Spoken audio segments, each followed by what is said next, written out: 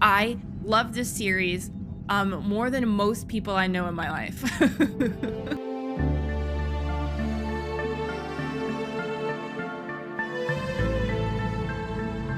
Hello, friends. Shepard. How are you?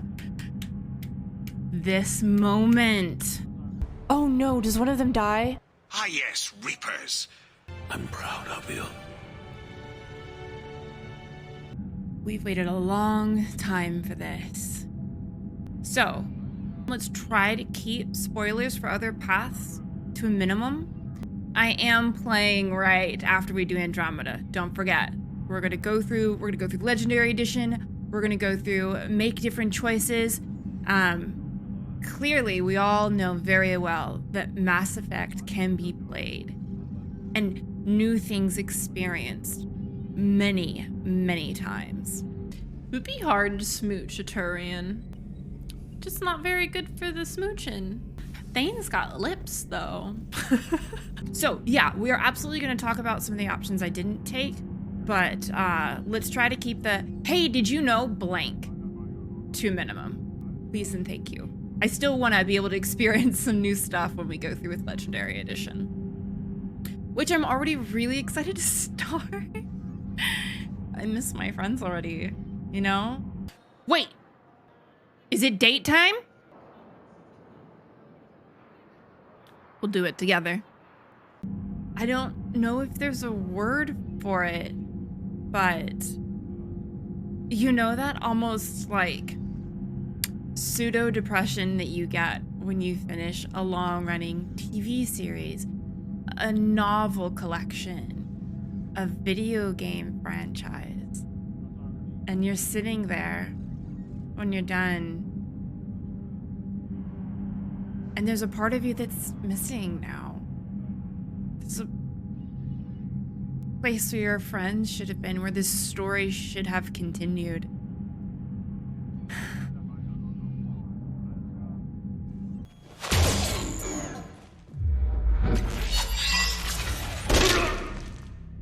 That was for Thane. That was for Thane, you son of a bitch. Shepard. I'm living in that hell. I am taking the time to watch so many cast interviews. I'm watching the reunions, the in 7-day collaborations.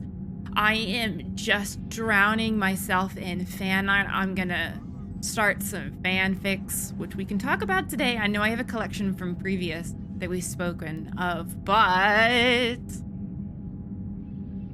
all right, without further ado, let's get into this. I'm Commander Shepard, and this is my favorite store on the Citadel. Cal asks, Commander, may I ask what your thought process was in choosing synthesis? Cal, I love you for starting that one off that way. When I was sitting there, slowly dying, my heart emptying out through my stomach, I was trying to figure out what I could do to end this cycle. Not just this particular one, but the harvest in general. What could I do to ensure that peace would be given a lasting chance? Talking to that weird star child baby. This is the catalyst. Sorry, I'll try not to insult him. It's a child and an AI. Even though he kind of put us in this position. It is the ideal solution. Now that we know it is possible, it is inevitable we will reach synthesis. Again, I went into this first experience completely blind. I wasn't exactly sure, A, how honest Catalyst was being, the Citadel? The little child, Star Child. How honest Star Child was being. And that's definitely a thing, right? How honest is this AI being with us? Normally they don't lie, but I mean, EDI could lie if she wanted to. EDI, talk to me. Is there a particular topic you wish to discuss, Shepard? So another thing that I was considering in synthesis, other than stopping this cycle of harvest and hate, is choosing destroy, which is what we were set out to do, would kill the synthetics. I don't necessarily mind killing the Reapers. I know that they're just doing what they're told to do, but they're doing a lot of bullshit, and they're being not chill. Blindly following orders is not an excuse for the crimes you perpetrate.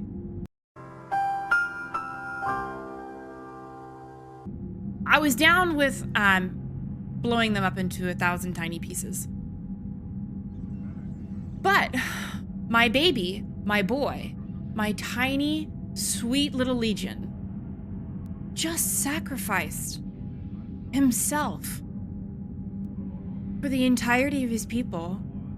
Did you actually think I was going to eradicate all of that? No. How could I? Edie just got done telling me the influence that I had on her reaching sentience, her heartfelt gratitude.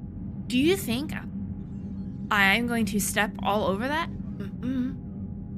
How could I?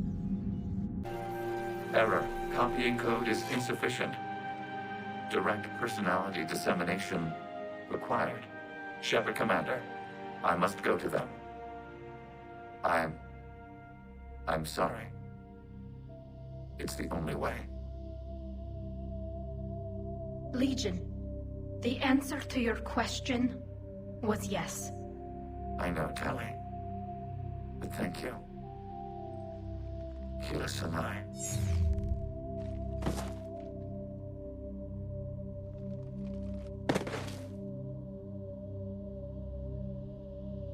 Now, granted, this is my reasoning for my playthrough. It does not have to apply to your Shepard and your playthrough. Just so we keep all the rabid, like, this is the best ending bullshit to the side. Control, I'm not the elusive man. It did not occur to me to choose that as an option that would be viable and best for everyone involved. That seemed very selfish. Granted, this is a blind playthrough, and I am not aware of the actual ramifications of anything other than the choice that I made. I don't regret choosing synthesis, even though we had to sacrifice Shepard. I'm gonna fucking cry again. Even though we had to sacrifice Shepard after all that she'd done, all the hard work that she put in, all of her pain, her blood, her sweat, her tears.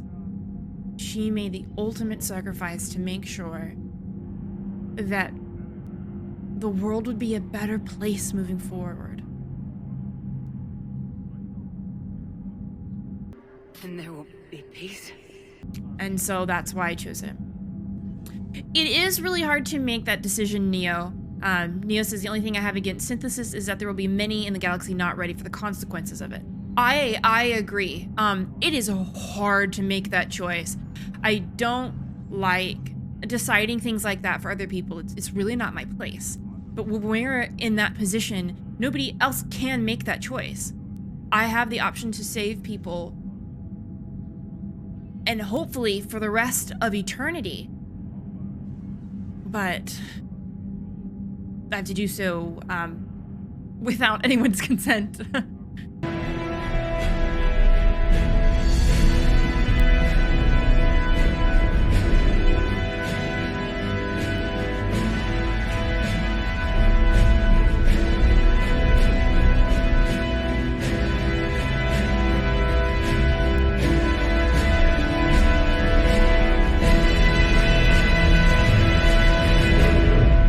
Mecha, would knowing that the different outfits provide different boosts affect what my squad would wear on my next or future playthroughs? I know that I cared a lot about it in Mass Effect 1. I don't know about 2. I don't honestly remember. 3, I know we wore the Dragon Age armor. A, because I like Dragon Age a lot. B, because it gave us, like, sweet cooldown. No cooldown. So, I mean, I was paying attention to it, and we didn't get to change our squad mates' armor in the other ones. So, I mean, I did a little bit. Nut says, have I watched the other endings? No, I have not watched the other endings because I intend on playing Legendary Edition, and I want to have at least some novelty to it, right? I want to be able to see fresh and new and wonderful things. Volorak says, now that you've played all 3 games, how would I rank them? Yikes. That's hard for me.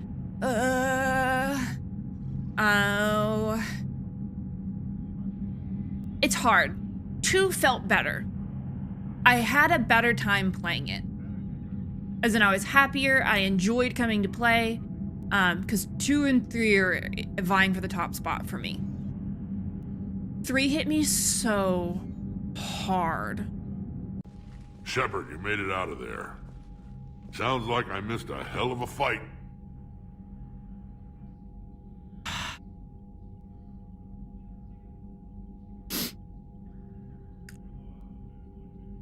I thought I watched that man die on screen. I was not okay. It hit me so hard. There were times where I was not excited to play this game because I just didn't fucking have it in me. And it takes such a toll on you emotionally. At least it does for me, right? I experience these games very intimately. I really get invested in these characters. They mean a lot to me, and it is like going in and being like, I wonder if my friends are gonna die today. Now, granted, you could do that in 2, but I, as you saw, I very diligently tried to address the suicide mission, and we came out really great. So, Armchair, you had yours. You asked me whether I was satisfied with the ending, I think. Yes and no. The hard part is I think I'm going to have 2 playthroughs. I mean, it's going to be 2 playthroughs anyways, but like, to me, I'm going to have 2 playthroughs. One for what I think would be best from a narrative perspective that would best suit my Shepard, and one for me. One that I resonate with the most. And here's what I mean by that. So our canon one is going to be the one that we would continue on to Mass Effect 4, right? Because I wholeheartedly, with my entire fucking being, believe that Shepard is not dead.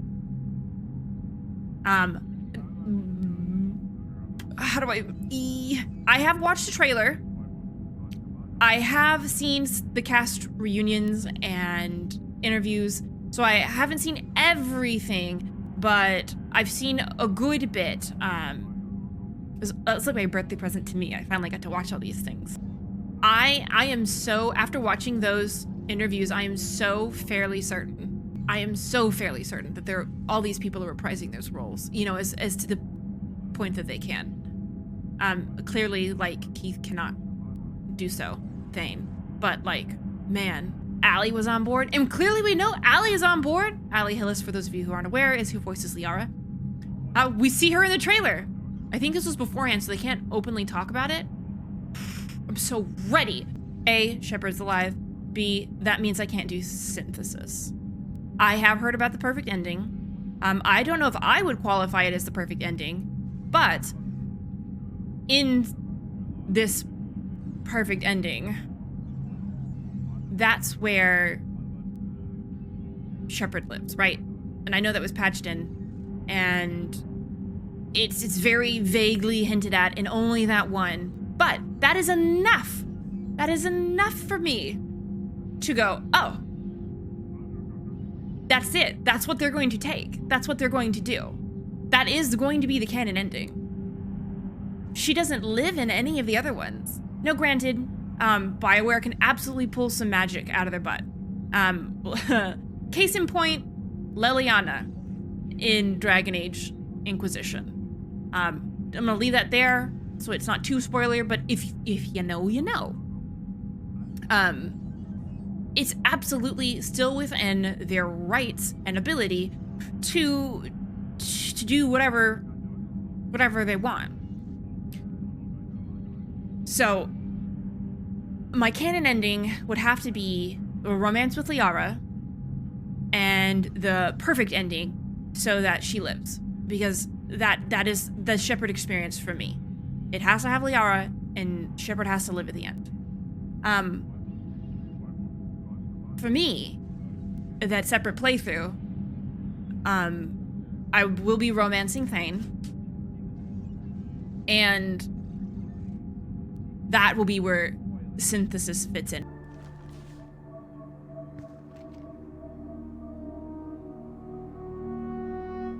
Regardless of what I pick in Mass Effect Legendary Edition, regardless of what ending, like that's the way it's gonna have to live in my brain, right? Because I have the ones where I think this is the best outcome. Like I really like, don't get me wrong, I love Liara. Lesbians, please don't come for me. I love Liara so much. And I think she is the perfect match for my Shepard. But me, Emma, as a person, I can't stop looking up 𝒂𝒨 pictures on the internet. Please. I have watched so much stuff with 𝒂𝒨 in it. Link me all of your 𝒂𝒨, like, fan fiction. You send me your nice 𝒂𝒨 art. Make sure to always credit your authors. Please, we care about supporting small creators in this space. I am garbage. I am garbage for exactly one space frog lizard man who's an assassin.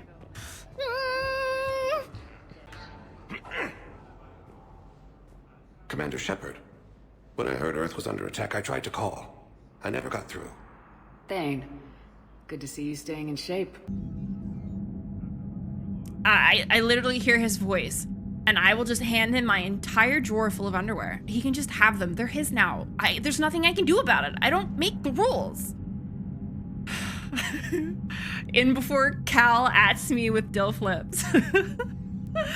I do like Liara's romance. I know everyone's like, no, Emma, but Liara. I love Liara. I love Liara.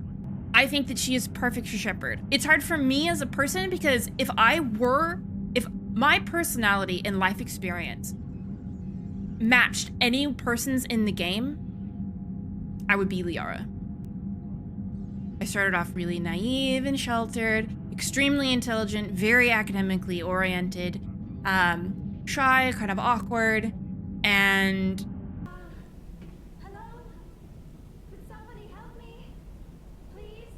is she in? Can you hear me out there? I'm trapped. I need help. And then became this, what I would like to think at least, force to be reckoned with, who finally comes into her own and is just whip smart, logical, approaches things rationally, but it still has that kind streak. Hello? Stand back. One moment. Hello. Could you please open the gate?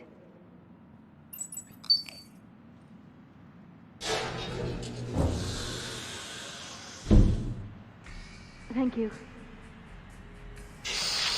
Please leave.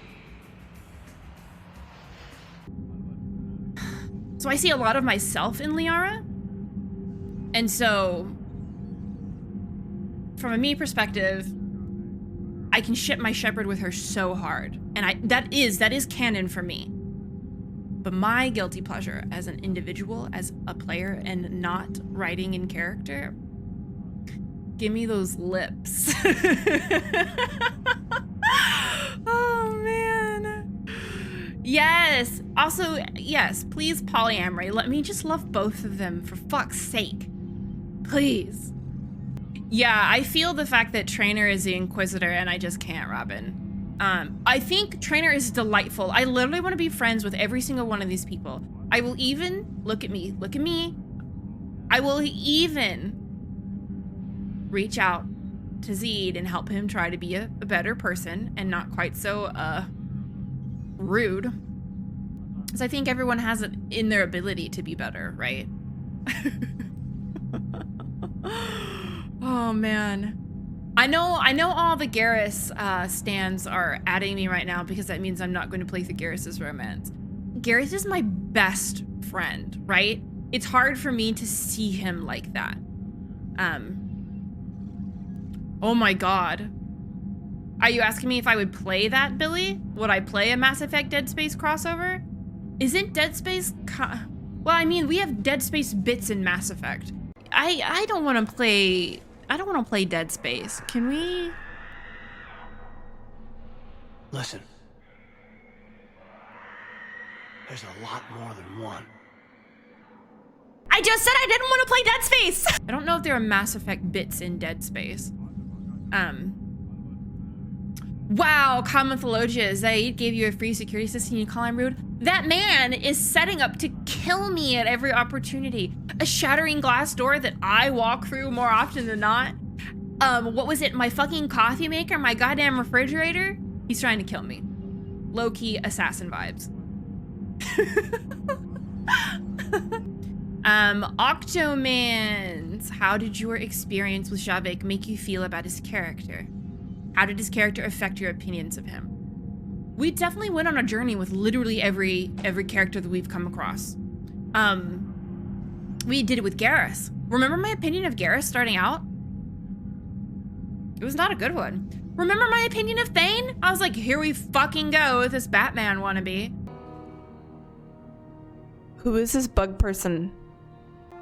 Yeah, hi? I was hoping to talk to you. I apologize, but prayers for the wicked must not be forsaken. Oh, Jesus Christ. Do we have Sebastian in Mass Effect?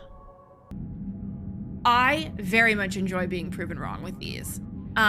It also helps because Patrick Weeks takes over all these characters, and we know that I am a simp extraordinaire for literally anything Patrick Weeks writes. God, give me Falassin. Give me Falassin on a platter, please. I've kind of lost track of the question because I'm so busy simping. Javik. I feel a lot of pity for Javik in the end. Not as in in a condescending way, as in I can't imagine what it's like to have fought so hard and so long to be alone in this universe, basically.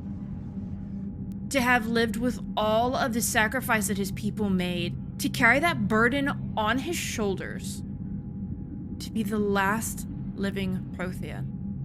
And to really be instrumental in our defeat of them in many ways, right?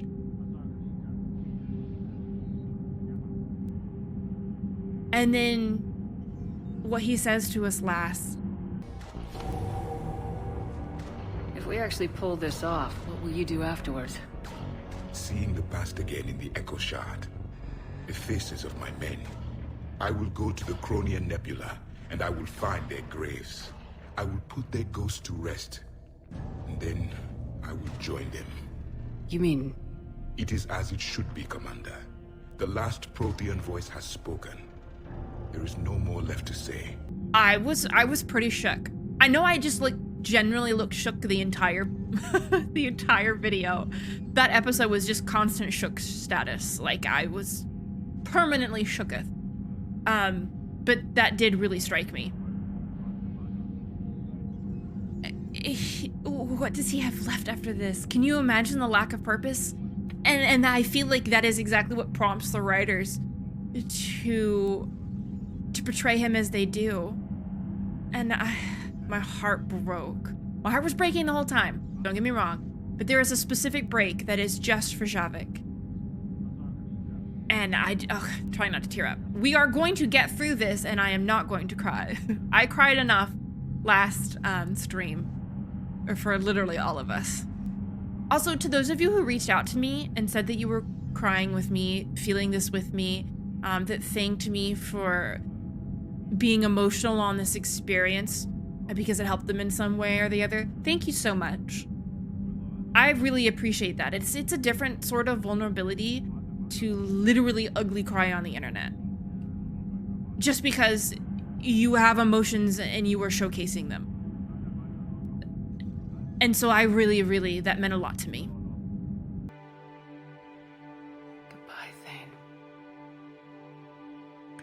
You won't be alone long.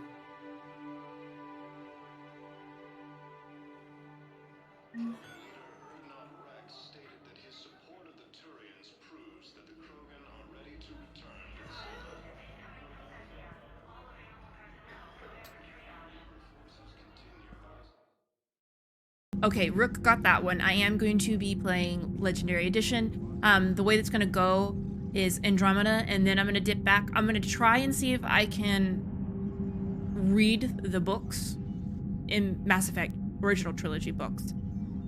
And then, while I'm playing Andromeda, and then read the Andromeda ones after I play Andromeda while we're playing Legendary Edition. Yeah. All pans out. Oh my god, yeah, Potato Dad. That was controlled crying for me.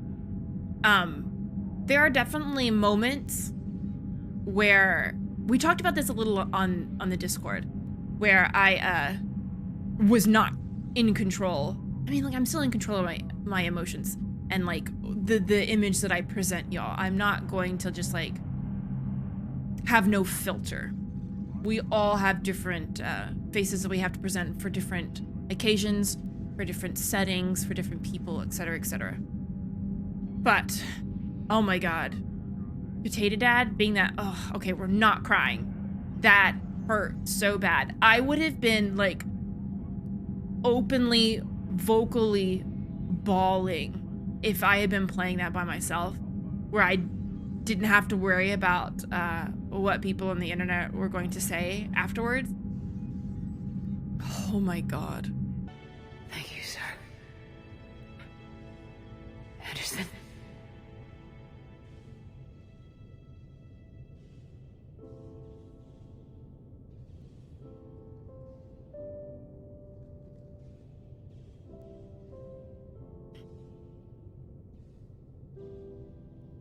What's my favorite Squadmate interaction? Panhead asks. Jesus. Oh my god, there's so many. That's so hard for me. Even if we were gonna do like, what's my favorite Liara interaction? Right now the one that stands out in my memory, for Liara at least, is when you're playing Shore Leave and you're being tailed by all the fucking mercenary fucks. And you finally bust into the used car place and you see them shooting somebody, and I literally say, oh my god, you better not be shooting my friends. And so you enter into that area and it has the cutscene, right? And Liara shows them what for. And you come in and I already have hearts in my eyes, right? And she says something, I don't remember. I just remember the sensation. I'd be like, oh, hi, it's my girlfriend. I'm so happy to see you. Hi, hello, thanks for saving my butt. And I've been editing that episode, so it stands out the most poignantly. But,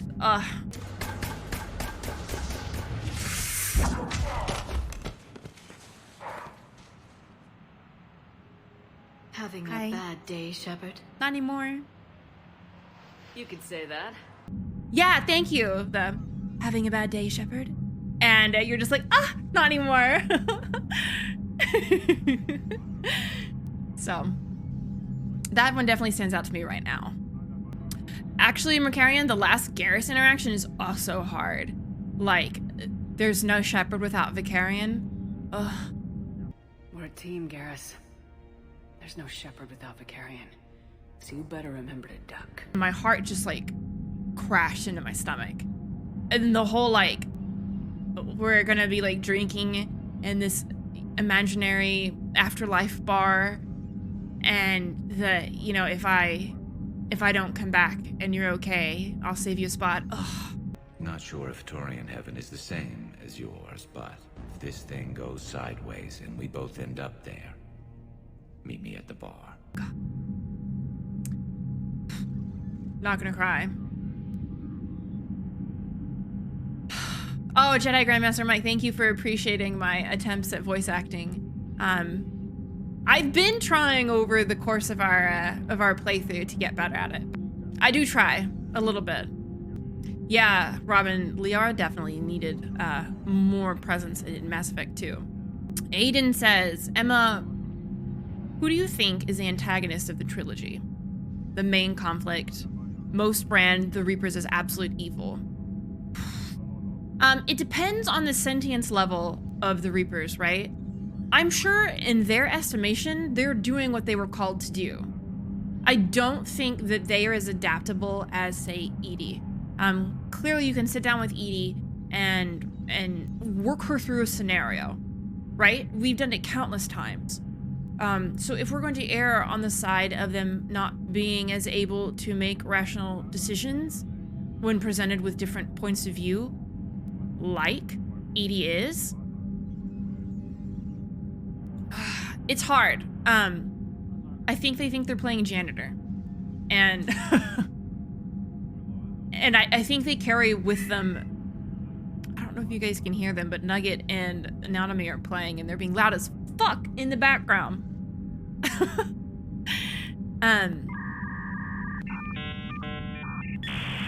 I think the Reapers think they're above us, that they're dealing with the lesser races. They're cleaning up the refuse. And I think therein lies the, like, that glimmer of, oh wow, you're actually just a shitter.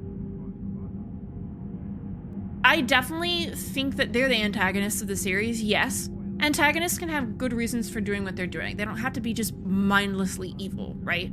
I don't know if I'd call them evil. I'm loath to apply sweeping terms to stuff like that. I think what they're doing is evil. I think Leviathan ultimately are to blame for this.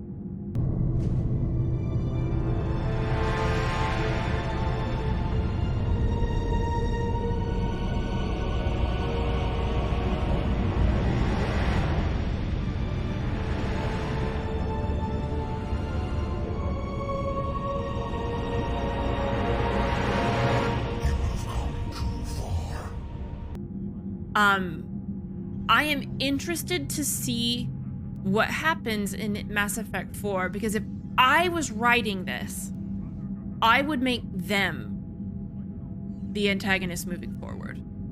That would be my approach personally as a writer. Ugh. They are slaves to the will of the Catalyst. And again, we can kind of relate all that to the Catalyst. I think they get a lot of their holier than thou from the Leviathan. And it doesn't make what they're doing right, but I do think they have their own reasons for what they're doing, and they think they're doing the right thing. So it's hard, right? There's a lot of perspectives going on. I hope that answers the question. How do I feel about the Shepherd clone, says Hi Your Face. Do I feel bad for her? I feel so bad for her. I feel bad for her. It feels like you're the child that your parents didn't want and who just kind of tossed off to the side, but your other sibling is just amazing, and all you want is some sort of affection, some sort of recognition. I can't kill her. I just can't do it. I feel so bad. There's the like really optimistic part of me that like empathizes with her, and I want her to have the opportunity to be better, to do better. Our clone's just kind of being used. Her fears and insecurities are being played on and preyed upon. I'm so, that poor clone. To make a choice like that because you don't feel like there's anything left for you is just so sad. And I don't want to gloss over the gravity of that. There's a lot of pain and a lot of hurt, and I wish we could have done, I don't know, anything. I do feel very bad for her. Oh yeah, Morden kills me. Morden, that hurts so fucking bad. I just watched a lot of the cast reunions, and like I said, and they have them read, and they had him read that line, of course. That had to be me. I'm sorry. I'm not. Had to be me. Someone else might have gotten it wrong. It murders me. The Morden datapad was such a nice touch. Although I'm literally crying at the club in every episode. Why are you like this? They do really hit you in the middle, elusive Zoidberg. God, my sweet precious Thane. So I know I was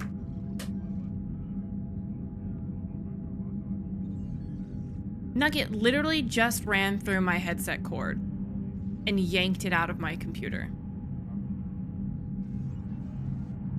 Oh, Lore Master Martha, that's actually a really great question. They said, so, now that you know that they're making a sequel, if you got to make the decision, how would you handle canonizing, not canonizing the ending of Mass Effect 3?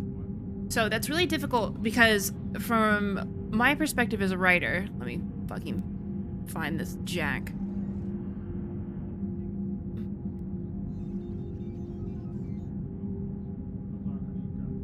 Ha! I think there needs to be a canon ending, right? There's gotta be some way, or you don't make it canon and you start the story in a way that would be able to pull Shepard back, period. It's going to be difficult for them to approach. I know they're going to spend a lot of time on it because it needs to be real, right? It needs to be real for all of us. I honestly think that not having a canon ending is going to make players feel better, right? Because we all want to see ourselves in what happened. But it will be easier to write if there is a specific canon ending. How do I compare playing Mass Effect 3 versus Inquisition? Or do we accept each as unique in their own right and not bother with comparisons?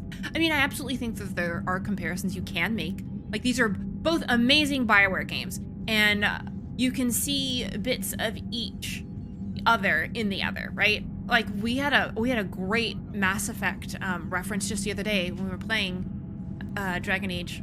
We were in Exalted Plains. We picked up a note, and it was telling Kelly to feed the fish in some area where they had to be evacuated. It was so fucking good, right? You love to see it. Also, an ode to Mass Effect.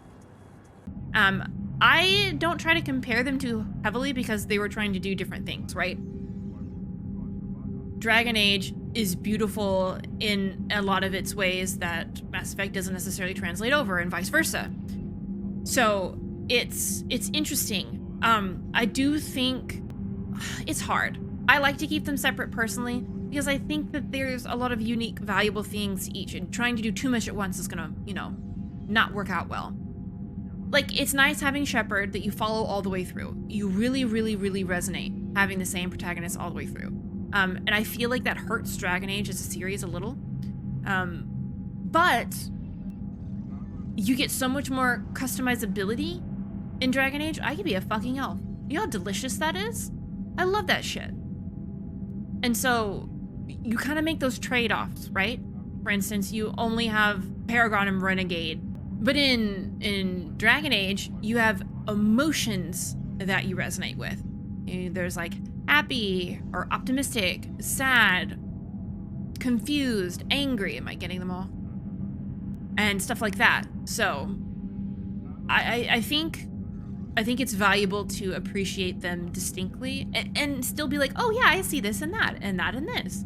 Love them both because they're both so good, right? So good. I don't know if you can hear them rocketing around. Omnitron says, if you could have one Mass Effect 2 squadmate as a squad member in Mass Effect 3. Damn it, I was gonna say Thane. Stop adding me. Well, that makes sense. So sadly not Thane as he is ill. Who would I pick? You've got a choice. You don't have to do this. I can tell you. What? He's fumbling his stealth roll so bad. Damn it. Check the other entrances. You know what? I was watching a Keith Farley, who's voice of Thane, interview earlier today, actually. And we were chatting about it in the Discord. They asked him if he was sad that he died. If he wished that Thane could have lived. He said, yeah. He says he wished that they could have made some quest for him. That you could go around throughout the galaxy and find all the ingredients to help finish up the 𝒂𝒹𝒾𝒁 syndrome cure. And that you know, maybe they could have found the last piece of a quest for the Hanar. You could have found the last piece of information. Planet scanning, we could make it a whole ass quest, and we could have kept him. And my heart broke. So I know you told me I couldn't answer it that way, but I'm a whole ass adult, and I am obsessed with exactly one space lizard man frog who is an assassin also. So that's going to make me the happiest to answer it like that. I'm sorry for being a brat, but look, I'm just very sad. I just lost so many friends by being finished with this series for the moment. I am empty.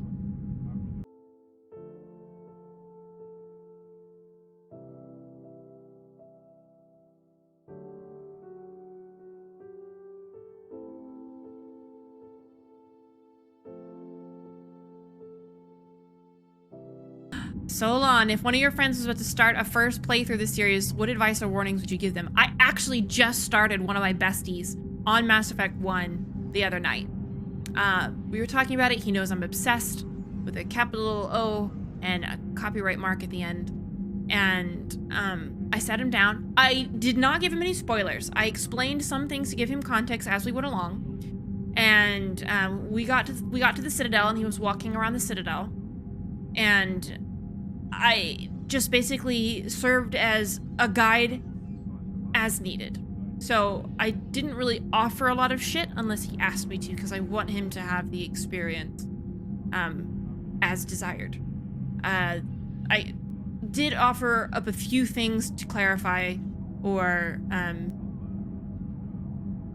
flesh out if I could see him like give it a funny look or something, but will I be willing to use mods when I play Legendary Edition? Probably not. The same reasoning for the first time. Unless there's like a bug that I need to patch over. I really want to experience it as is. I want to see the changes that they made. And if I have a bunch of mods in place, I can't see that, right? I won't be able to tell what was changed. I'm excited to go back and play Legendary Edition because I'm gonna like pick up on all the little seeds of things they planted in the very beginning. I am absolutely a big proponent of playing the things you love at least twice, because you can go back to the beginning and see how the story unfolds now that you know what happens. And it's like an entirely different like feeling, and it's like capturing a lot of that joy all over again. So if I ever play it again, and I probably will, I will probably put mods in for myself. You better tell me which colony it is, you little rotund bastard. Have I thought of doing a fanfic for my companions' lives post 3? Oh man. I don't typically like writing other people's characters. I write my own characters for like D&D, right? I've had long-standing written RP for my D&D characters that kind of like winds and wends in and out of games. So if like a campaign ends and you write it up, right? And or if you're just fleshing out things that happened in your past, stuff like that. I finished Curse of Strahd 2016 maybe, and I've been writing those characters in that campaign and others ever since. It was a long time ago. It's my guilty pleasure. I probably won't do the Mass Effect characters though, because they're not mine. And as someone who has their own characters, I kind of like at somebody else writing mine, so I don't write other people's. It's not like you can't. Please don't think that I'm saying that. It's, for me, uncomfortable to sit there and assume I know what that's like, right? I would have to play this many, many, many times and like actually focus on the characters as themselves and then write. I would take that very seriously. I take everything seriously. Let's be real. I'm gonna need to do that warp real quick. Sir, hello? Right in the butt. Kazakh says, what are your thoughts on the world building in general? The aliens, technology, etc. Anything you particularly liked or disliked? They did such a good job world building. Y'all, this is so phenomenal. I can't think of anything I don't like as far as world building is concerned. I think they convey like the greediness and selfishness of humans well. I'd forgotten about that in Mass Effect 1 when I was helping my friend play. And he's like, wow, the humans are getting slammed a lot. And he's like, mood though, probably fucking deserve it. And I was like, I mean, yeah. The amount of aliens we have is realistic. The fact that we see some more than others because of the way they want to live or the population density. They just do a lot of things really well. I just kind of enjoy the world building as a whole. I can't really at the moment find a flaw with it. This is it. We haven't been up here. We haven't been up here. We haven't been up here. There he is! The fabled boy! Look at him enjoying his Animal Crossing. Venom says, what do you think about Shepard's pre-established traits in the role-playing sense? Is Shepard hard to role-play as, since their origins can be very specific and straightforward compared to the role-playing games like Dragon Age that give you more of a blank slate introduction to your character? For me, I think, well, we should start off by saying that everyone's Shepard is different, right? We have some pre-established traits, like, you know, the sole survivor versus colonist versus all that kind of stuff. I think they all kind of contribute to a generalized version of Shepard if you want to incorporate those things. Because I'm sure some people just ignore them. And just, like, use their own headcanon. But it wasn't difficult for me because she kind of establishes herself, right? She's my character in a way that I can guide her and tailor her slightly, you know, like Paragon and Renegade. But ultimately, she is a character all her own, right? At least in my opinion, for me. Grunt. God, she's just rip-roaring around here. If she pulls... Look, you can see her. You can see her. Is she gonna be good? Right there. Or there we go. Right there. Little kitten. Maybe she's taking a fucking chill pill, finally. How furious was I about the society's treatment of Quarians? It's two things. It's the Quarians' treatment of the Geth, which I am very, very furious about, and society's treatment of Quarians, which I'm also furious about. Clearly they're drawing on the Romani for a lot of that, but yeah, there's specific quests in the game. I think, was it 1 maybe? Where the Volus and the CSEC officer, the Turian CSEC officer, were being really shitty to Tali, and you're like, yo, hold the fuck up. Why do you think you're behaving like that? Please move along. No, fuck you. I'm dealing with this because you're doing a terrible job of it. You forgot your credit shit at Saranus Applications. The clerk's holding it for you. Oh. Well, the Quarian could have stolen it. I'll close this event report, but I'll be watching you. Get a permanent residence, or I'll run you in for vagrancy. Are you two serious? What? You falsely accused this girl of stealing from you. All you have to say now is that she could have stolen it? Yeah, knock him over. Just a minute. And you. She gets harassed and insulted by this guy, and you throw in a threat to arrest her for vagrancy. How about if I run you in for obstruction of justice? Do it. You think you're gonna run in a Spectre? I think both of you should get out of here. Son of a... Thank you. I wish I could give you something more than words. Can you take care of yourself from here? I guess. I mean, most nights I eat nutrient paste in a Turian shelter, but I'm surviving. Good luck, 𝒂𝒹𝒾𝒶. Thanks.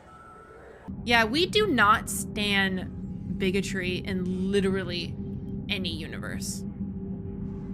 Well, what are your thoughts on Leviathan and the purpose of the Reapers with the parallels between the Quarians and the Geth? I find it incredibly interesting and would love to know your thoughts. Okay. Well, we all know Leviathan is an enormous asshole, and they were literally just trying to, like, have enough people to worship them. TLDR. Shame on them, shame on their family. The Geth, I mean, the Quarians are trying to have the Geth to help them out too. They're not trying to use the Geth to lord over other peoples and societies and shit like that, right? Ugh. We hate that. I see a few parallels, like the general thing of, hey, using a synthetic to do something that you want to do, but the purposes there are completely different. They're both inherently selfish, but one is selfish helpful and one is selfish harmful, right? Yeah, dishonor on them and on their cow. OB Highlights asks, while you were playing Mass Effect 2, I asked you what a satisfying ending, oh god, to the trilogy would look like for you. Oh, I don't remember this either, but hopefully you do. If I remember correctly, you basically said killing Reapers and having a good time with your squad mates would be good. Oh no! I guess I just didn't even comprehend the gravity of what was happening. Now that you've finished the trilogy, do you think Mass Effect 3 and the ending lived up to that? I mean, I had a good time along the way. I had literally no idea that Mass Effect 3 was going to be as brutal as it was. So I'm over here vibing with Mass Effect 2. I have no idea what's going to happen to my sweet, precious Legion, my baby boy. I have no idea what's going to happen to the literal love of my life, Thane. I have no idea what's going to happen to my bestie, Mordin. I am optimistic. I'm enjoying myself. And Mass Effect 3 happens. I don't think the endings are bad. But like, man, you could see my optimism there. Ooh, eek. I'm satisfied with the ending. I'm very sad. It is very tragic. And, you know, Mass Effect 3 really is a tragedy, right? As in, like, that's the genre that it would fall into. Sweet, naive Mass Effect 2 me. A hamster! Oh, I need him. His name is Reginald and I need him. Ollie says, do you feel that the decisions are lacking in shades of gray? I always found it pretty clear what the right thing to do was, and in general, not being a Paragon almost always means to be a total dick. I miss nuance sometimes. It's hard because, like, while you and I might be like, oh yeah, this is fucking clear cut as hell, you have people like the 𝒂𝒾𝒶, who is very confident in the fact that she is doing the right thing. And you and I look at it and we go, excuse the fuck out of me, you terrible woman? What the fuck? Go back to the Karen hellhole that you crawled out of. It's hard because there is nuance for some people. There's not nuance for everybody. Like, I will never get over the fact that some people are like, yeah, fucking Templars are great. And I'm like, bruh, do you literally not see the very clear allegory here in front of your face? This is slavery. High key. And some people just don't get it. So while we might, again, find nuance lacking, they have to write it in a way that's going to be at least appealing to some people, and which is really weird, because a lot of the times it feels like you have to play to some sort of bigotry to have a quote-unquote a bad take on things. How will curing the genophage benefit my people? This Karen motherfucking ass. What?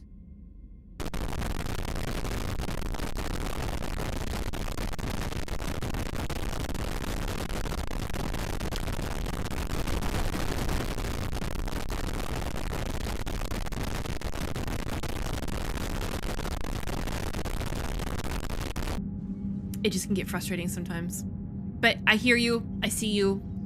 I think they're doing their best, right? Because they're writing for more than just me and you specifically. It's to be as understandable and digestible and appealing to a mass that aren't always as educated or as open-minded. Playing Mass Effect as a kid, Tech says that they didn't realize a lot of the bigotry, that the naivety let them enjoy it as just a fun game back then. We were actually talking about this in our Patreon live stream yesterday. That specifically, like, the way that literally 9-year-olds in video games are, like, using, like, horrible words, racial slurs, you know, sexist bullshit, whatever. Like in these Call of Duty lobbies and shit. That's what we were speaking of specifically, but I'm sure it's not limited to there. That's things that would appall any decent individual. And it's because, like, as you're a kid, you don't know what the fuck you're saying. Which I think we need to educate people better, teach them to be kinder and more empathetic, and literally not be shitters to other people who are minorities. It's a big yikes.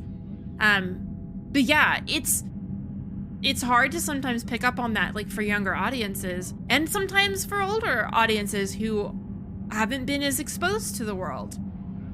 Sometimes people live in bubbles and it's rough. But the good thing is Mass Effect is pretty clear cut on where it stands on a lot of these things. I mean, choosing to be a spacist is a renegade option. It's not painted as something that's chill for you to do. I don't suppose I could convince you to issue a public statement of support for my candidacy. The support of the first human Spectre would be invaluable. How about I stand here and make out with my alien girlfriend in front of your supporters? I think that's going to get my sentiment across better. I'm glad that they do things like that. And, you know, they're really groundbreaking in that what I didn't know that they were talking about in the interviews that I've been watching was that Mass Effect as a series got more women into gaming than almost any other video game. How fucking phenomenal.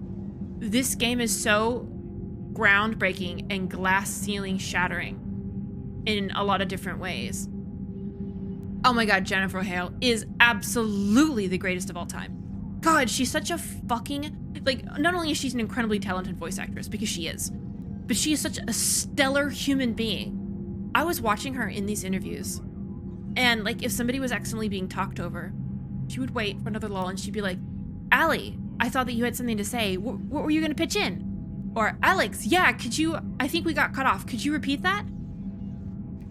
Look at her lifting up not only other women, but making sure that everyone got to be heard at these lovely cast reunions. Oh my god. They don't make them like Jennifer Hale very often. Love. Absolutely love. She is such a role model. I know I've told the story like a million times, but I've professed my admiration for her during our signing when she signed my Femshep print. And like the fact that she even read it in the first place and then like said, fight on, as in to carry on our struggle for equality. And I cried. It was when Commander Shepard tells you to keep fighting that good fight. What else are you gonna fucking do? I love her. I just admire the absolute shit of her. There are not a lot of good role models in the world. There are not a lot of good examples of people who are kind and empathetic, who lift others up, who use their privilege for good and to do good. But Jennifer Hale, y'all. Tex, I don't know if there's a game that's come out since that makes us think or had such an impact on our humanity. And like the diversity that they promote too, it was one of the first games, if not the first, that had LGBTQ plus options. And I know they kind of like snuck Liara and Femshep in there, but it was intended to be a lesbian romance. And then of course, as we go on, we have even more choices and more options. And like, this was in 2007. I was still a child when this came out. It's so good. To think they've been doing this hard work for so long. Fandom says, ever since Dragon Age 2, the majority of the fandom seems to think BioWare struggles writing endings on release. Except for Mass Effect 2, since the game's ending seems to be praised by the whole fandom. As a writer, why do you think they come across these issues, if you think they do, that is? It might be more of an EA thing than a BioWare struggling to write. I feel like BioWare writes very well. I think a lot of the time, EA, as we've seen several writers attest to, like David Gator, I think Casey Hudson has also remarked on it. I know Patrick Weeks has. Am I missing anybody? Mike Laidlaw, which tend to, from my experience, this is more Dragon Age oriented. Sometimes you've got these nice, big, lovely, fleshed out narrative plots, and they'll all of a sudden get slashed by something like EA, who's like, I really don't care about your narrative. Is there enough microtransactions in this game? You know? Am I gonna be able to pump enough DLC out of it that you're gonna have to pay the full price for? Because EA is that dick, right? So I personally don't think it's a writing issue as much as it is an EA issue. I think they do the best that they can. BioWare has phenomenal writers, in my personal opinion. So, given the issues with EA and what I've seen from writers who have worked on things like Dragon Age and Mass Effect, that seems to point in the direction that it's EA being a fuck and not any slight or fault of the writers. Did I enjoy the character development of characters? Oh my god, I enjoyed the character development of literally everyone. Even Zaid grew a little bit. I think it's because we weren't spending as much time with him to like fully get how like cringy and like bad takey he could be, but I mean, Tali has such a great arc. Garrus, the best friend of all besties. When he apologizes and owns up to his mistake to Tali in 3, my heart stops beating. It was just so good. Can we please have more of this? Thank you, BioWare, for setting such a good example for other people. I Tali. No regrets over fighting the Reapers on a human ship? Hey, the Normandy's design was part Turian, remember? You know what I mean. No, somebody has to keep you from giving all the Dextros a bad name. That's right. I remember you chastising me on behalf of my species for losing our homeworld to the Geth. I never said that. Would you like me to send you an audio recording? No, I hate listening to recordings of myself. My voice never comes out right. Listen, about what I said. Forget it. No, I was wrong. I was young and I was wrong about your people. Oh, and about you. Oh, thanks. How about you? You ever mind serving on an all-human ship? It's not all human, as long as you're here. They're so cute! How do you feel about the decision to remove a lot of the RPG game mechanics in 2? Inventory, flexible skill points, etc. When I went into 2 completely blind, I was like, what the fuck? Where is my loot? And why do I need ammunition? Like the first 3 hours. I love the writing, but was disappointed by the gameplay. I guess I didn't really mind. There are definitely some quality of life things that suck in all of the games, honestly. Like 3's quest tracking was the worst. Holy god. They're not even named the same things when you look in your journal as opposed to the titles of quests and snippets and stuff that you find on the planets.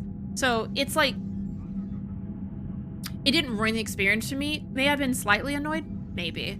It's honestly been so long, I don't even remember. I definitely liked the thermal clip, you know, in 1 where you just shoot, and then it overheats and you stop shooting for a little bit. I also don't mind the ammo. I might be a little biased on that, you know, as a biotic who predominantly uses biotics. But maybe I'm so much more concerned with the writing that a lot of those things blip in one ear and out the other. Except for that fucking quest writing. I'll forever be salty about that. 𝒸𝒹𝒾𝒶 asks, what are my top 3 missions? Literally anything that lets me spend time with my friends.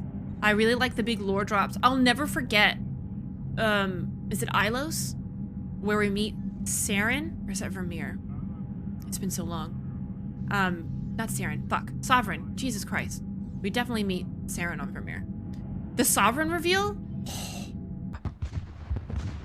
I get the feeling something bad is about to happen. That's the ship, right? You are not Saren.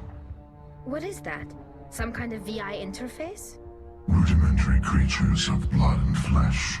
You touch my mind, fumbling in ignorance, incapable of understanding. I don't think this is a VI. There is a realm of existence so far beyond your own, you cannot even imagine it. I am beyond your comprehension. I am sovereign.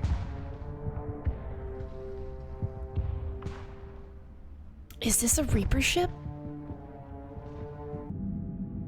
wow. Big slap in the face.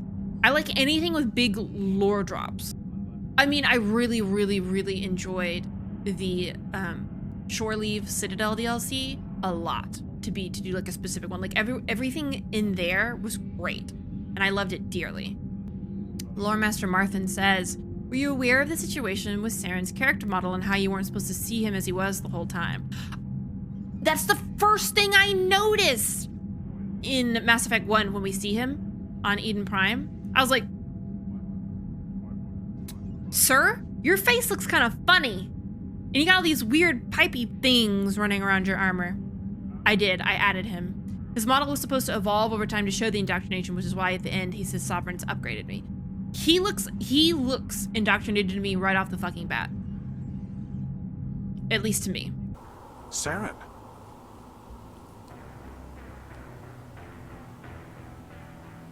Nihilus. Clay asks, any big plans for your legendary playthrough? Different class, different choices, etc. I will absolutely be making different choices. I'm gonna try to see things I haven't done, like the big ones. So for instance, I'm gonna save Ashley.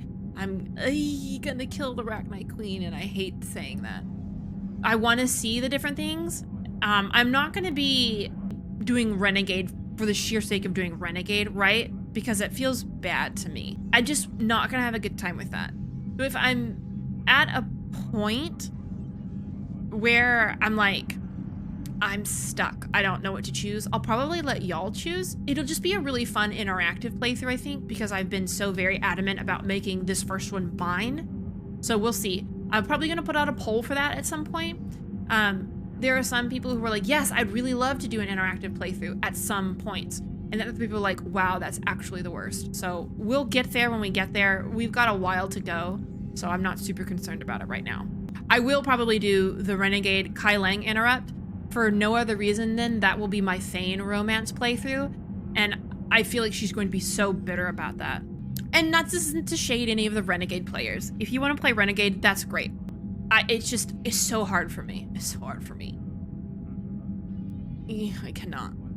And I don't want to have a bad time. I want to see different parts of Mass Effect. Does that make sense? If I wanted to watch like a full like compilation of all the Renegade reacts, I could probably do that on YouTube, right? Yeah, I hear some horror stories about Renegade, right? I can't do it. I will be picking some Renegade options because I do want to explore other things. Please don't think that I'm not going to choose any at all. And I did choose some in the first time. Hey there, sweetheart. No. Looking for some fun? No. I gotta say, that soldier get-up looks real good on that body of yours. Why don't you sit your sweet little ass down beside old Harkin? Have a drink. See where this goes. Can I punch him in the face? I'd rather drink a cup of acid after chewing on a razor blade. You trying to hurt my feelings? You gotta do better than that. After 20 years with CSEC, I've been called every name in the book, princess. Don't call me princess. Call me princess again and you'll be picking your teeth up off the floor. Now tell me where Garrus is. Just tell me where Garrus is before this gets ugly. You're a pig. Just noticed that now, did you?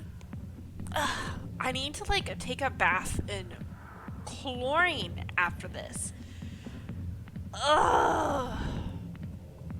And there is definitely a place for Renegade, especially like Phenom, like you said, like for angst and for suffering and for regret. Those are all very valid emotions for Shepard to feel. I can't be mean to my friends. I love them. I just love them a lot. Okay. I have heard that Jennifer Hale's Renegade choices can be really 𝒸𝒾𝒶. And again, I will be doing some. I just won't be doing an entire Renegade run. That just sounds like misery to me. Yeah, I feel like we'll be doing more Renegade as we get into 3, especially because she's going to harden a little. She's going to be frustrated and exacerbated with the Council, with the Reapers as we go along. So, absolutely. And I think I've done several Renegade options. I know we punched Han Geralt, the shitty Quarian representative who tried to get us killed. Punched him in the belly. Yeah, definitely cathartic in some senses. He's like, you're military, you understand what it's like. And I'm like, get the fuck off my ship. That feels very justified. Yeah, I don't see how being in the military would make someone okay with being shot at either. I think he was just being a dickhole and was trying to justify it by, you know, here in the military, there's bullets around, yeah? I don't know, whatever. They escaped unharmed. Shepard, the mission parameters changed. You're military, you understand that. No, fuck you. I understand that you wasted your chance to withdraw safely. The Dreadnought was a perfect target. I always wanted to punch him in the face, but... You jeopardized your mission and your people. Get the hell off my ship. Uloop says, I really wish Mass Effect would have more DAI and Fallout-like special choices. Yes! That depend on your character background, your skills, your abilities. I just think of all the possibilities for a biotic Shep. The negative possibility space was often palpable for me. Yeah. I think that they don't do that because they're trying to differentiate the franchises. But yes, I still wholeheartedly agree with you. I think that would be a really cool thing to add. There are times where I'm like, ooh, I can talk about this. Let me talk about it. Diego wants to know if I have a least favorite squad mate. Are we talking about the entire trilogy or a specific game? I love all of these characters. I don't even know if I have a favorite. Oh no. We can't start that. Everybody is really, really wonderful in their own way. And we have to have everybody be different and unique like this because it appeals to and resonates with a lot of different people because we as people are so very different. Jennifer Hill was talking about that too, that there is so much representation in these games of different things, right? We've got even Joker, some disability representation so that people can feel seen in these roles. And oh, delicious. Y'all, we didn't finish all the codex entries. We might have to save them for the end of the games and then like sit down and just like do a read through. We'll have story time with Commander Shepard or whatever for the entire trilogy. My least favorite squad mate? I mean, it's probably Zaid. Jacob is chill. He's not as super interesting, and I realize that sometimes you need to make less interesting, believable, just reliable vanilla characters. But Zaid was actively shitty, and I care a lot more about people being shitty than being boring. I'm sure that there are tons of Zaid fanboys who are upset about that, and that's fine. We are different people, we have different likes and dislikes. But I really don't like the way he treats other people. I don't at all, and that is going to put him at the bottom in my estimation. Ready, Glyph? Of course. If you could all please direct your attention this way. Okay, everyone say Normandy. Normandy!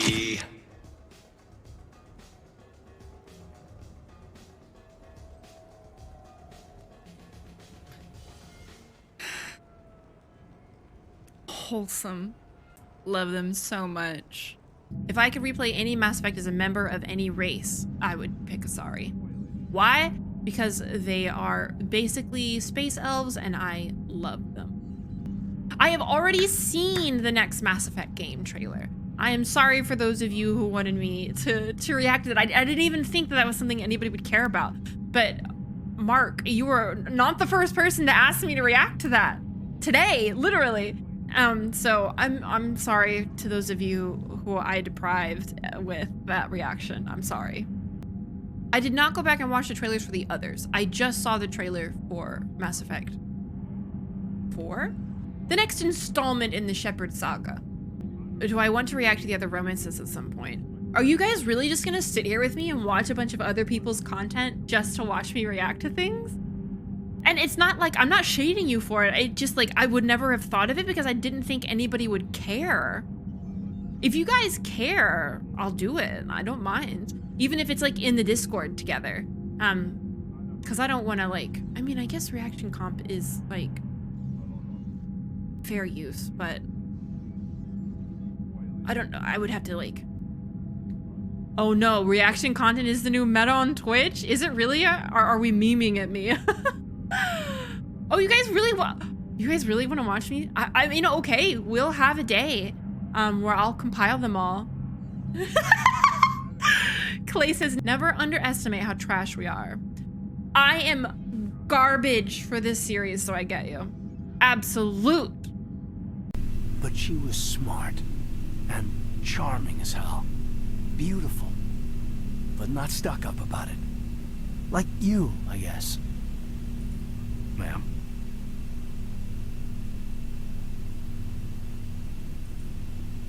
I'm uncomfortable.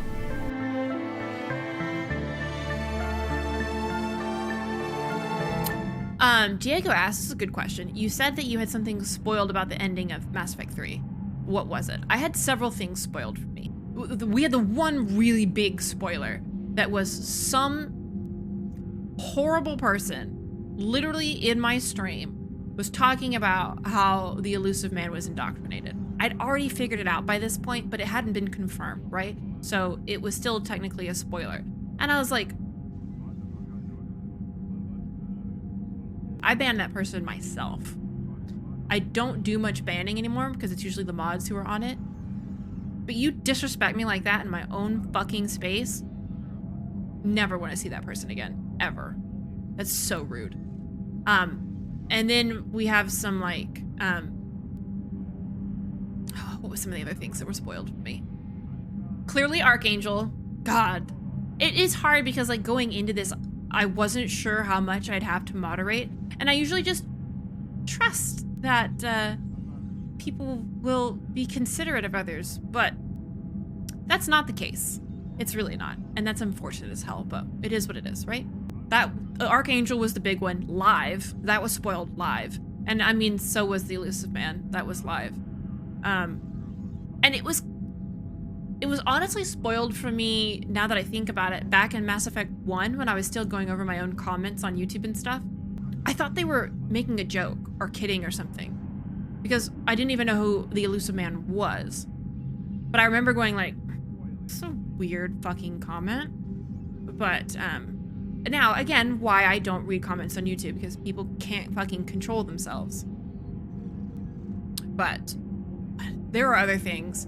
Somebody had said that they picked the destroy option in my Instagram. If anybody has seen any of my content, they know how adamant I am about no spoilers. To have people come on my other medias, my other platforms, and like spoil shit exhausts me to no end. So at that point, I knew that there were other endings. Yeah, we literally have the mod team now because of the couch rifle stream. Because people wouldn't calm the fuck down. Somebody had said, oh, you're gonna hate Citadel too, or something like that. I know you guys are asking me whether or not Thane's death was spoiled. It was spoiled via context. I knew enough in the way that people were talking about Thane, the way that people were telling me that I was gonna have a bad time with Citadel 2. That's why I was like, what the actual fuck? It's hard because a lot of people don't, either they just don't assume that anybody has any sort of intelligence when they speak. So when you say, oh, Morden just died, you're gonna have a really bad time with Citadel 2. Or if you think Morden's death is bad, wait until you get to Citadel 2. Do you think I'm stupid? That shit makes me so mad. Absolutely furious. And then they get really butthurt when they're like, I wasn't spoiling. I was giving you my opinion. I was expressing something. I have literally no patience or pity for you, my dude. People don't think. They're too wrapped up in themselves to even consider what the implications, repercussions of their actions might be.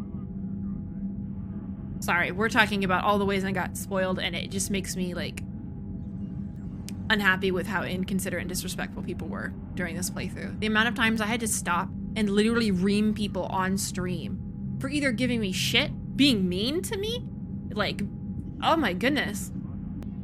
Yeah, people think they're being cheeky or cute, but it's like, I don't know whether they're too stupid to realize that context means anything or what, but... If they're burned, they might be able to, like, pull some sort of energy from it. That man was still alive when they stuck him on the spike. Killing us isn't enough. Purpose of saying it's Dragon Age in space is that it's made by the same company, and people often poke fun at a lot of the similarities between the games. That's what the title means. Ooh, I don't like this at all. Yo, dude, let's not be an asshole in chat, alright? Let's not. It's not a good look for anybody. You guys are not. There we go. Also, if you want to take care of that kiddo, be my guest. Have I seen the other endings? No. Again, I'm still playing Legendary Edition, and I want to have some stuff still be new and fresh and wonderful. So I'm not watching a lot of those. I know, I mean, Little Star Child explained to me what they were. So I do know that there are 4 endings to Mass Effect 3. Meanwhile. Oh no, Lemon, please, you have my permission to spam me with Thane fan art. I literally posted some yesterday. I was just, you know, living my best life, drowning in a sea of Thane fan art. Now that I can look at it all. Because that's the thing, like, I can't look at anything until I'm done with the series, right? I can't, like, it's a problem for me to look up Thane, because there will be articles, you know, is there any way to save Thane? And then I'm like, what? Thane, like, what happens to Thane that I need to save him from? Y'all, it's been a fucking journey to get here unspoiled. And I mean, clearly it hasn't been without being spoiled, but I'm mostly unscathed, right? Mostly. But now I can sit here and cry to myself in bed about all the super sad Thane art. I posted some that one of our lovely community members literally drew for me to kind of culminate and conclude the series. I titled it, "I Will Await You Across the Sea," which is one of the things that Thane says.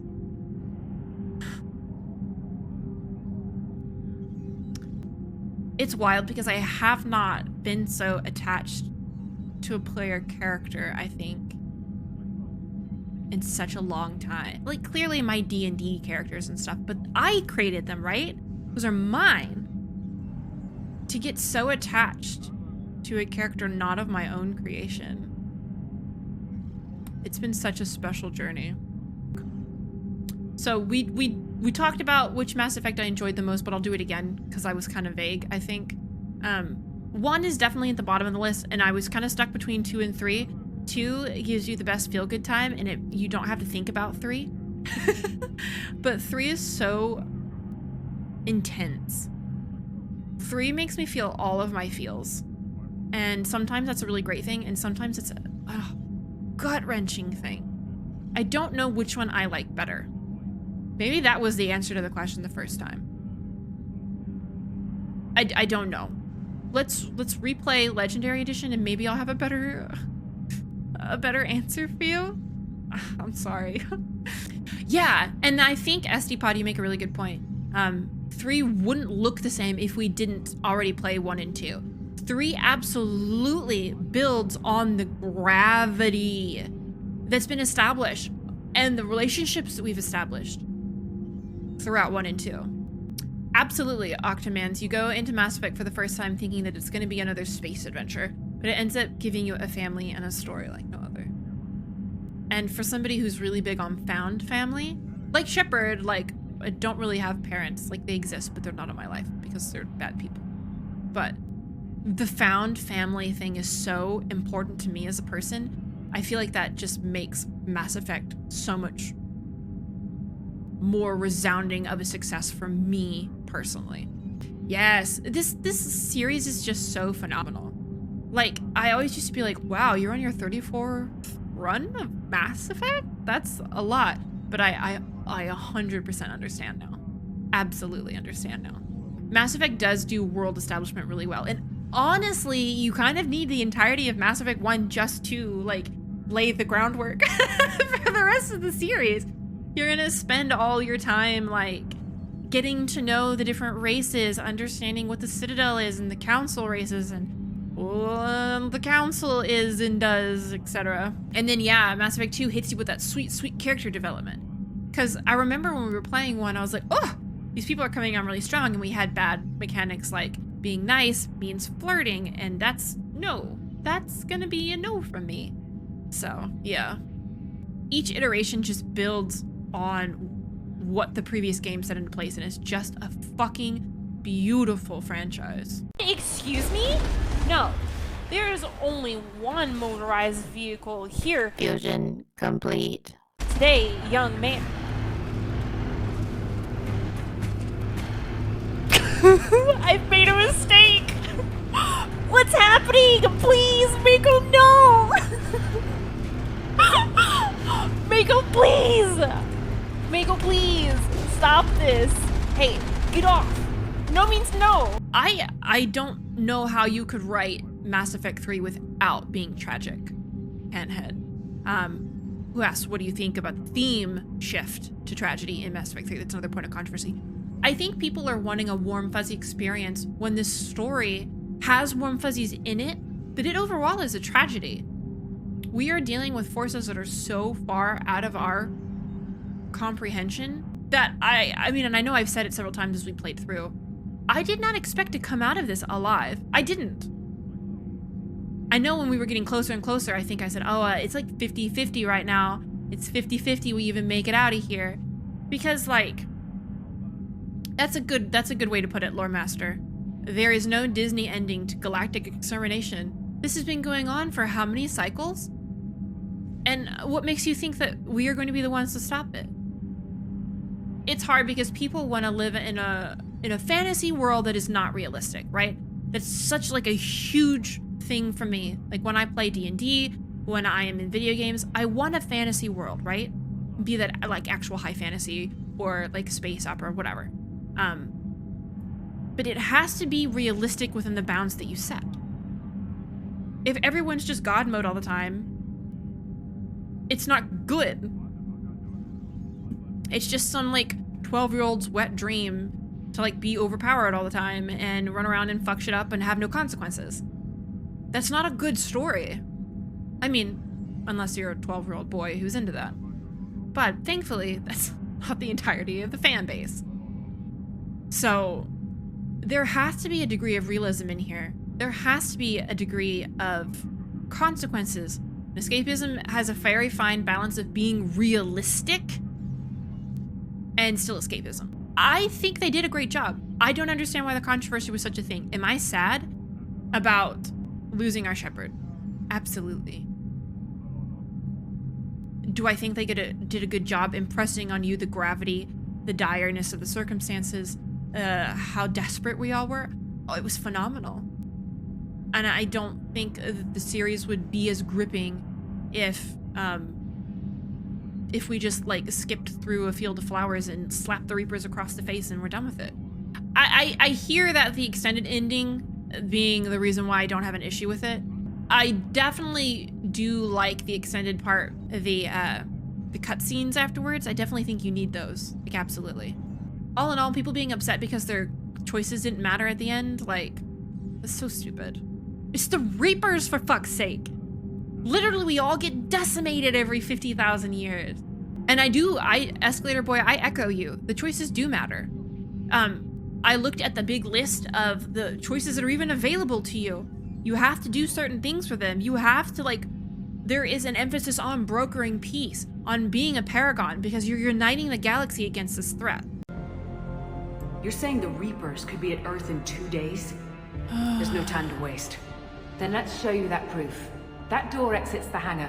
The artifact is in our central lab area.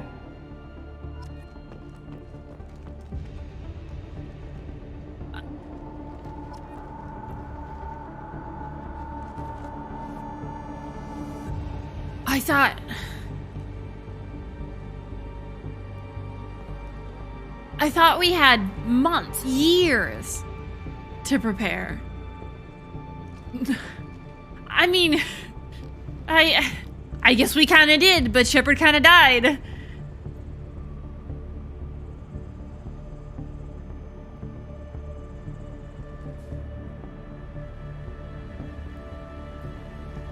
Well, fuck. I did not have any second thoughts when I chose synthesis. I was so deeply destroyed that my Shepard would not live to see the fruits of her labor. But she, as a character, went in there without a second thought. She sacrificed herself for the good of everyone so that we wouldn't have another harvest. Oh, Cal's asking what my absolutely ideal ending would be. Okay, Thane is alive. My ideal ending. All of our friends are alive. There is no death in this house for this. Thane's alive. Legion is alive. We found some other way to harvest Reaper parts, technology, whatever, and we can uplift the Geth without needing him to expand his own consciousness throughout all of them. So Thane, we've got Legion, we've got Morden. We caught the sabotage faster, so none of that was needed. I wouldn't change a lot about the gravity of the situation that we're in. I don't mind the struggle. And I don't mind the devastation. You know, other than my friends dying. My friends can't die. I think it's very poignant for Potato Dad to die. I would leave that in there.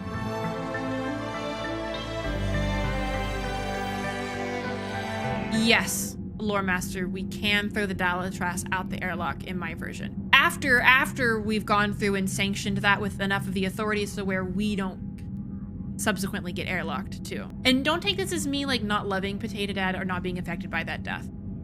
This is, as a writer, I'm trying to make a story that's still realistic, that's still gripping, without needing that much death. Mass Effect Emerald Edition coming 2022. Yes. There will be so much more of a dating sim aspect. Holy fuck. I want to be able to have polyamory. So that is some really great representation. And god damn it, we can never choose just one squad mate, right? And I hate the way that people have like cheating headcanons. Like, really? You would really rather be monogamous and cheat on people than be polyamorous? Like, what is wrong with you as a person? So let's institute polyamory. We can do blue babies and DILF. See, what else would I fix? So we save all our friends. I need a cure for 𝒂𝒾𝒁 syndrome, clearly. That is very important to me. Yo, I would have had that in the game so fucking fast. So fast. Don't do that to me. Like, I know we're not 𝒂𝒾𝒁's mom either, but there was a part of me that was like, hey, 𝒂𝒾𝒁, like, if you want to stay in touch, buddy, like, you need anything, I'm here. I really wanted that from Shore Leave, even though we didn't romance Thane. Look, in my heart, I romanced Thane. Y'all, I'm so garbage for this man, and I haven't even romanced him.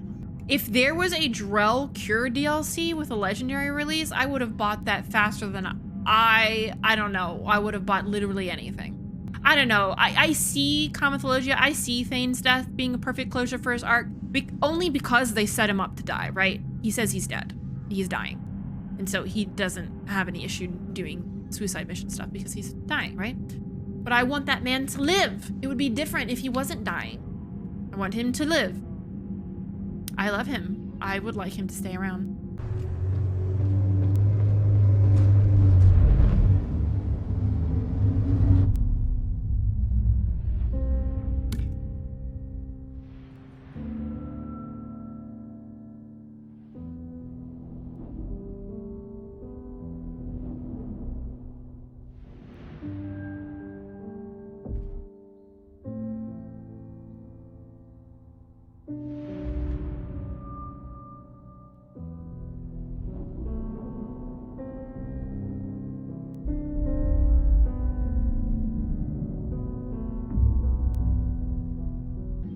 Cal is asking me, who's my favorite non-companion character?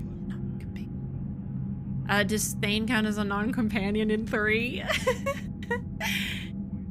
Yes, Lilith. Lilith is here. Lilith has my whole heart today right now in this moment. He did not get enough screen time. Give me more Thane. I'm playing in what? No, Cal, don't take my hopes and dreams away. He was a non-companion character in 3. I couldn't take him on any missions. Oh, 𝒂𝒶 just getting mad at me for luring for loopholes. Fine, fine. Non-companion. We get so much screen time with our companions specifically. No, I will never stop choosing DILFs. Let others have chances. Oh no, but who? Did I like, y'all remind me of people that I liked. Because I don't know. I do like Potato Dad a lot. Potato Dad is such a good character. Oh, there is a Theta. Oh, I really liked Arya too, thank you. You know what? You know who it's gonna be? It's gonna be fucking Nyreen. Because she deserved better. She was out there trying to do good things in the world. No. And then they treat her like that. I'm so mad. I don't know if you can hear my derisive like tongue click against my teeth, but Nyreen deserved better. Oh, we love strong, independent, empathetic female characters, y'all. Oh shit, Lilith, why? Arya, no shit, she was also a squadmate at one point. I'm gonna go full David after dentist. Stay in your seat.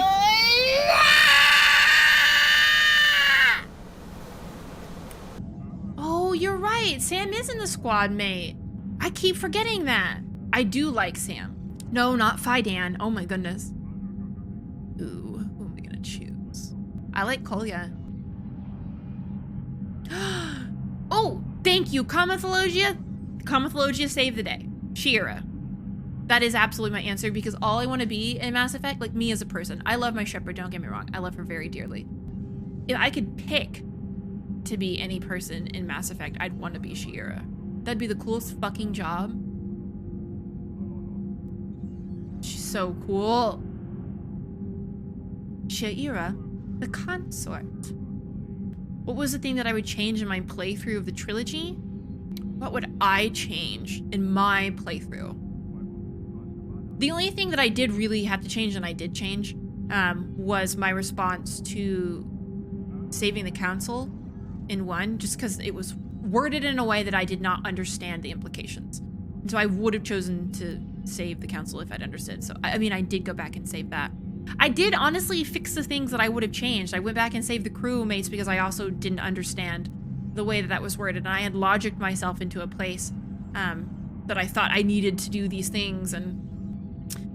And so, I mean, I honestly did fix a lot of the things that I was trying to. There's not all of the things that I could fix. There are some of the bugs that, you know, clearly I can't do anything about. But that shit happens. Those I can't fix. At least not all of them. There are some that we did get patched, but... Damn it, no, he's just gonna go in my cabin, isn't he? I'm gonna have this screamy man in my cabin. 3 days later. How can I almost forget? Ah! No! No! It's in my cabin! No! This was James' pet. That was the agreement. We can take it home, but he has to take responsibility for it. You're just gonna scream at me. I hate it, thanks. What are some locations that really stuck with you? I loved getting to see Homeworlds. I really, really enjoyed Homeworlds. I wish we got to go around on Thessia a little bit more, and clearly we were not in the position for that. But like, Sir Kesh was also really cool. 𝒂𝒾𝒶. It's nice being able to see these things. Exactly, Cal. I wish we could have seen Palavan without it being on fire. What's my favorite musical track? The one that probably sticks with me the most right now is the sad piano one. They played a lot at the end. It may have been the theme that Liara was playing on the piano when we had her over during shore leave, but that one will make me immediately tear up. Immediately. I'm just like, you play it, I hear the note, and I'm crying.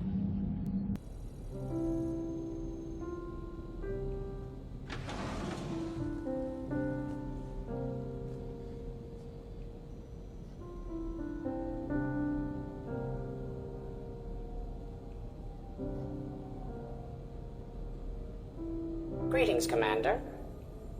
Shepard. All right. Thank you, everyone who has taken this journey with me. I'm just beside myself with how much I have enjoyed this epic adventure. Thank you so much for enjoying it alongside with me, crying alongside me, getting frustrated, rooting for our team, all of that with me. It really makes this an awesome experience. Thank you. Thank you for loving this franchise so much that I colloquially bullied into playing it by the community. I've loved this game maybe more than any other. I know I'm in the throe of post beloved game, book, show emptiness, right? That like horrible, like sinking feeling, the hollowness when you're done with your wonderful stuff. So it is still up for debate whether or not I love this more than I love Dragon Age. Dragon Age Inquisition is very special to me and currently holds the number 1 slot, but I don't know right now whether or not Mass Effect is going to take over that spot. I'm undecided. I'm trying to give the pain a little time to subside, you know? So.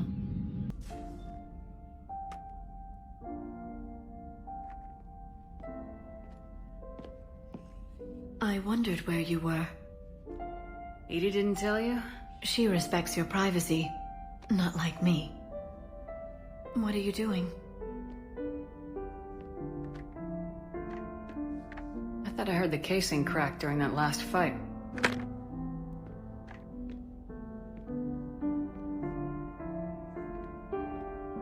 Well, it must have just grazed me. Do you feel ready, Shepard? How could anyone? You first. Huh. Very fair. What I want most is for this war to end, while there's still a galaxy left to save. And everyone's counting on you to do that for us.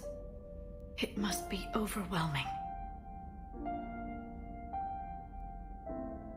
How do you get ready for something like this? You cajole and threaten and make tremendous sacrifices until the galaxy realizes it has someone worth following. You think so? There's no doubt in my mind.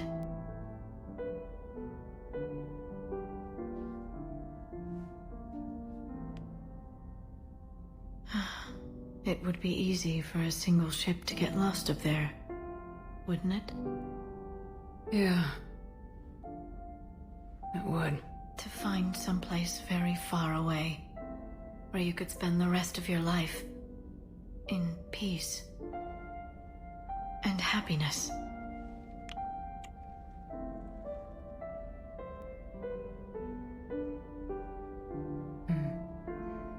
Right now, there's no place I'd rather be.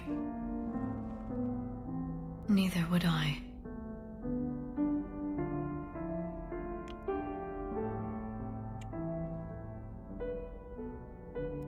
I love you, Shepard. I love you too, Liara. Again, thank you so much. I'm so happy to have had this experience with all of y'all.